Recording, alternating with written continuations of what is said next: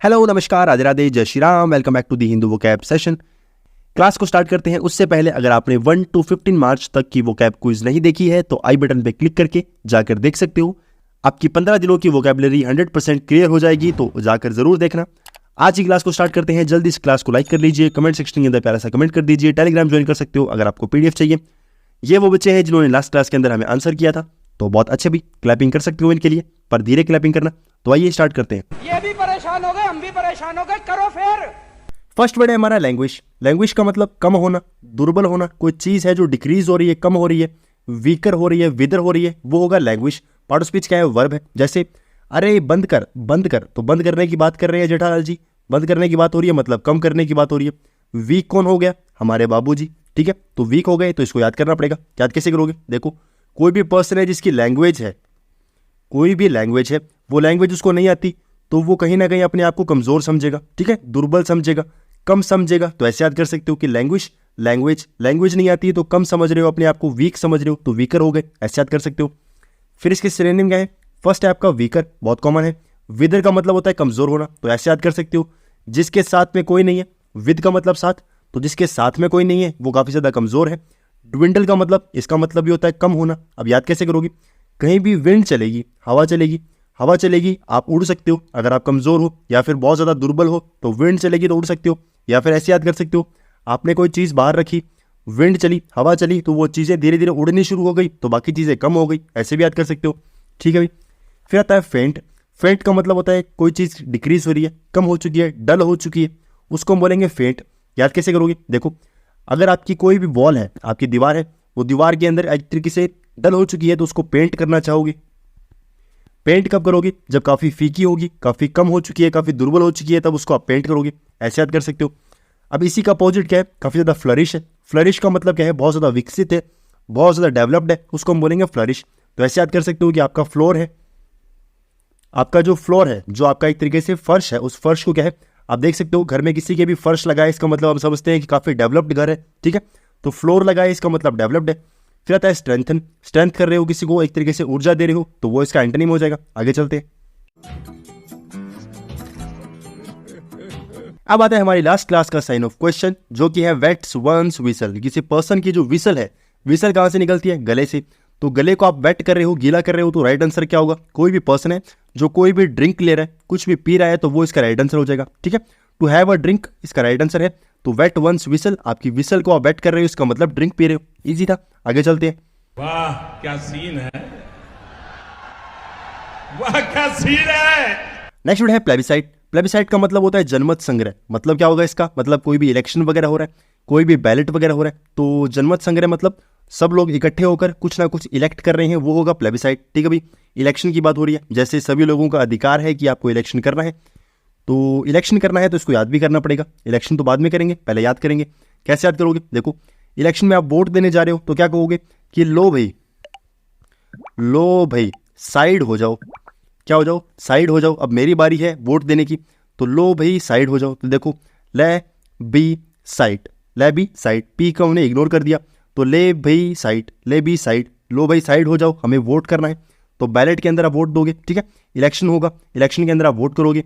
ठीक है भाई। रेफरेंडम का मतलब क्या होता है? जो भी आपकी काउंटिंग वगैरह होती है, जो भी इलेक्शन वगैरह के अंदर जो भी कैलकुलेशन वगैरह होगी, तो उसमें आप वोटिंग के अंदर जनमत संग्रह, आप ऐसे सोच सकते हो कि आप रेफर कर रहे हो किसी को कि इस पर्सन को वोट देना, उस पर्सन को वोट देना, तो इलेक्शन में रेफर करते हैं तो रेफर कर सकते हो। टैली का मतलब क्या होता है? कैलकुलेशन करना। आप जो भी कैलकुलेट कर रहे हो, तो इलेक्शन के अंदर आप कैलकुलेशन तो करोगे, कौन पर्सन जीत रहा है, कौन पर्सन हार रहा है, तो वो इसके सिनोनिम के अंदर आप इसको यूज कर सकते हो। अब इसके लिए एंटोनिम कुछ खास है नहीं, तो छोड़ भी सकते हो। आगे चलते हैं। अच्छा हमको सिखा रिया है। नेक्स्ट हमारा इडियम है ऑन दी थिन आइस। कोई पर्सन है जो थिन आइस के ऊपर घूम रहा है, तो इसका मतलब क्या हो सकता है? काफी ज्यादा हैप्पी सिचुएशन है, बहुत ज्यादा समर का सीजन है, या फिर काफी ज्यादा प्रिकेरियस सिचुएशन है, या फिर ज्यादा विंटर की सिचुएशन है। अब देखो, प्रिकेरियस का मतलब क्या होता है? काफी ज्यादा रिस्की होना। क्या होता है? काफी ज्यादा रिस्की है, तो इसका राइट आंसर क्या होगा? प्रिकेरियस होना। काफी ज्यादा प्रिकेरियस सिचुएशन है, इसका मतलब काफी ज्यादा रिस्की सिचुएशन है। तो प्रिकेरियस याद कैसे किया था? कोई भी पर्सन है जो पहली बार, प्री मतलब फर्स्ट टाइम, और कार का मतलब कार, तो पहली बार कार चलाएगा तो काफी रिस्की होगा। तो पहली बार कार चला रहा है मतलब रिस्की है, तो काफी ज्यादा रिस्की सिचुएशन है, मतलब थिन आइस के ऊपर घूम रहा है, तो रिस्की तो होगा ही, थिन आइस है। ठीक है, आगे चलते हैं। भाई हम तो शुरू होते ही खत्म हो गया यार। नेक्स्ट वर्ड है गैल्वेनाइज। गैल्वेनाइज का मतलब होता है प्रेरित करना, किसी पर्सन को आप एनर्जाइज कर रहे हो, मोटिवेट कर रहे हो, गैल्वेनाइज होगा। पार्ट ऑफ स्पीच क्या है? वर्ब है। जैसे प्रेरित करना बहुत इजीली आप समझते हो। जैसे मीम क्या है? शाबाश कचरा शाबाश, तो एक तरीके से मोटिवेट कर रहा है, उसको गैल्वेनाइज कर रहा है। तो इसको याद कैसे करोगे? देखो, कोई भी पर्सन है उसको वैन में बिठाना है, स्पेलिंग के अंदर देखो, कोई भी पर्सन है उसको वैन में बिठाना है, तो वैन में कैसे बिठाओगे? उसके साथ गल करोगे। गल का मतलब क्या होता है? बातचीत करना।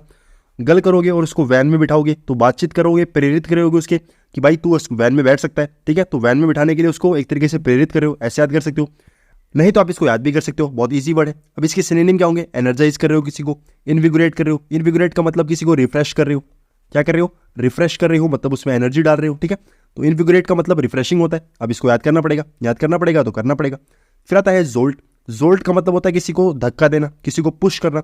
तो जोर से धक्का दोगे, किसी को जोर से धक्का दोगे तो प्रेरित करोगे, तो भी आप उसको एक तरीके से पुश कर रहे हो। और जोल्ट का मतलब भी होता है पुश करना, तो इसका सिनोनिम बन जाएगा, ठीक है भी। स्पुर का मतलब होता है एगिटेट करना। क्या कर रहे हो? एगिटेट कर रहे हो। एगिटेट मतलब सामने वाले को एक तरीके से प्रेरित कर रहे हो, उत्साहित कर रहे हो, उसको एक तरीके से छेड़ रहे हो। तो स्पुर याद कैसे करोगे? कोई भी पक्षी है जो आपके सामने बैठा है, तो आप क्या करोगे? उसको फुरफुर करोगे।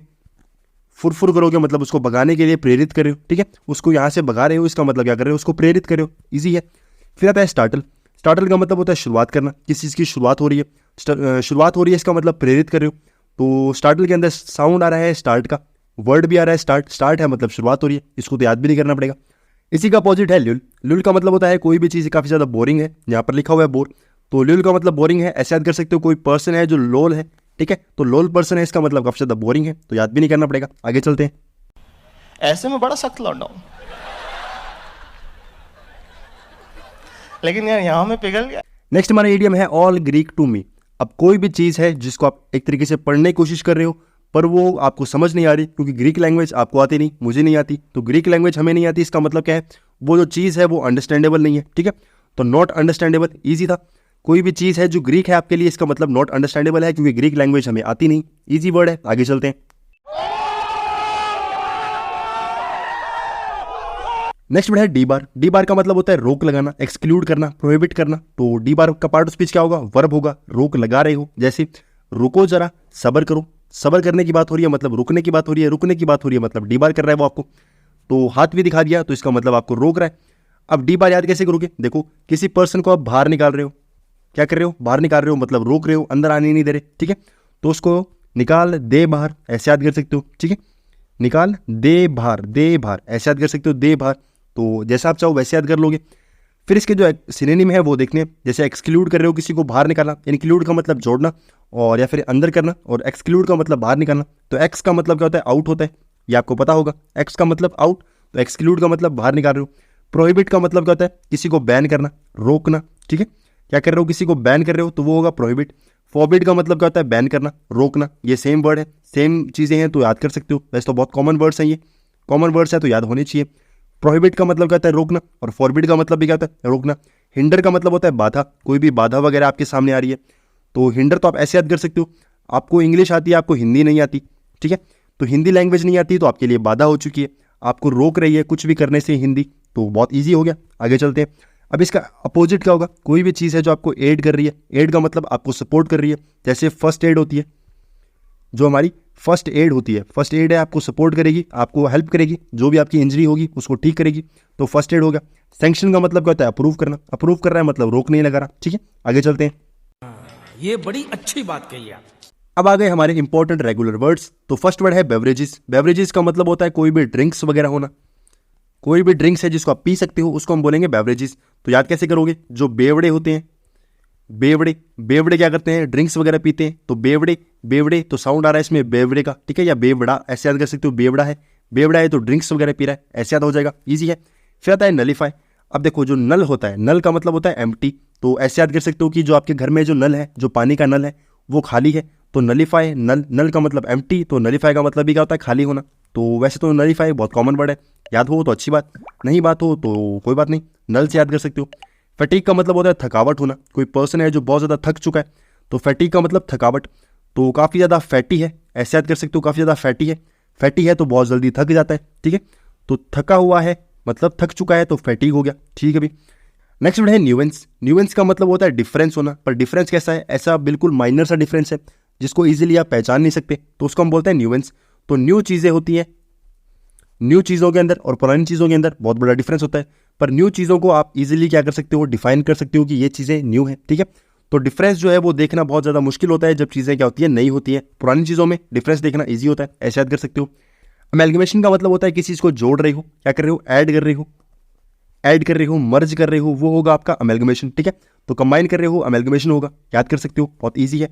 नेक्स्ट वर्ड है रिडल। रिडल का मतलब होता है पहेली होना, कोई भी पहेली है, कोई भी पजल है, तो इसको याद करने के लिए आप निडल से याद कर सकते हो। जो निडल होती है, कोई भी निडल है वो आपने पार्क के अंदर रखी और वो गुम गई, तो बहुत बड़ी पहेली हो गई, बहुत बड़ी क्या है, प्रॉब्लम हो गई, तो पजल होगी। आप सोच रहे हो कि कहाँ देखूं, मिल नहीं रही, तो रिडल, निडल ऐसे याद कर लोगे। आगे चलते हैं। नेक्स्ट वर्ड है एट्रीब्यूट। एट्रीब्यूट का मतलब गुण होना, विशेषता होना, कोई आपकी विशेषता है तो वो होगा एट्रीब्यूट। और स्पीच क्या है, नाउन है। जैसे अपने साथ मत जोड़िए, हम अलग हैं। अलग है मतलब हमारे अंदर कुछ ना कुछ विशेषता है, तो इसको याद करना पड़ेगा। याद कैसे करोगे, कोई भी ट्री, एक ट्री है वो बहुत क्या है, वो बहुत अलग है, तो ऐसे याद कर सकते हो। अ ट्री बहुत अलग है, बहुत बड़ा है, तो अ ट्री बहुत बड़ा है, ऐसे याद हो जाएगा, ठीक है। तो उसकी विशेषता है, गुण है उसका, विशेषता है, तो ऐसे याद हो जाएगा, ठीक है, सिंपल है। ट्रिक बन गई, अच्छी ट्रिक बन गई, तो इसको याद कर सकते हो इजीली। फिर इसके सिनोनिम क्या है, कोई भी पर्सन है उसका वर्च्यू है। वर्च्यू का मतलब होता है गुण होना। तो वर्चुअल चीज़ें आ चुकी हैं आजकल, सभी चीज़ें वर्चुअल हो गई, मतलब हमारे इंटरनेट जुड़ चुका है, सभी चीज़ें वर्चुअल हो रही है, मतलब ये गुण हो चुका है, ऐसे याद कर सकते हो। या फिर वर्च्यू है वो तो याद होना चाहिए, बहुत कॉमन चीज़ है। कैरेक्टरिस्टिक है, किसी का कैरेक्टर है, अच्छा कैरेक्टर है तो उसकी विशेषता है ये। फिर आता है पेक्यूलैरिटी। पेक्यूलैरिटी का मतलब क्या होगा, अब पेक्यूलियर का मतलब क्या होता है, काफ़ी अलग होना। कोई भी चीज़ है जो काफ़ी ज़्यादा पेक्यूलियर है, मतलब लोगों से अलग है, लोगों से बहुत ज़्यादा डाइवर्ट हो चुकी है, बहुत ज़्यादा डिफरेंट है, तो उसको हम बोलते हैं पेक्यूलियर। तो ये वर्ड भी आपको याद होना चाहिए। पेक्यूलियर का मतलब डिफरेंट होती है, ठीक है, लोगों से अलग होती है। इडियोक्रेसी के अंदर साउंड आ रहा है इडियट का, और है स्टार्टिंग में साउंड इसका, इडियट का साउंड आ रहा है। इसका मतलब क्या है, कोई भी पर्सन है जिसकी इडियट के बारे में बात हो रही है, ठीक है, उसकी विशेषता है कि उसमें कहीं ना कहीं इडियट वाली गुण है, ठीक है। तो इडियोक्रेसी का मतलब क्या होगा, इडियट वाले गुण है, इसका मतलब इडियोक्रेसी हो गया, तो उसका गुण क्या है, वो इडियट है, ठीक है भी। तो इडियट है, इसका मतलब क्या है, उसका ये गुण है, तो इसको याद कर सकते हो, इसका सिनोनिम बन जाएगा। एंटोनिम्स के लिए कुछ खास है नहीं, तो छोड़ सकते हो। आगे चलते हैं। बात तो सही है। अब आता है हमारा साइन ऑफ क्वेश्चन, जो कि है वाइप द नोज ऑफ। किसी पर्सन की नोज को आप वाइप कर रहे हो, तो वो आपसे क्वेश्चन पूछ रहा है कि राइट आंसर क्या होगा। तो चीट कर रहे हो, विन कर रहे हो, एडमायर कर रहे हो, सेलिब्रेट कर रहे हो, वो आपको बताना है। क्वेश्चन आपके लिए लगा दिया है क्वेश्चन मार्क, जल्दी से आंसर करो, देखते हैं कितने बच्चों के आंसर आते हैं।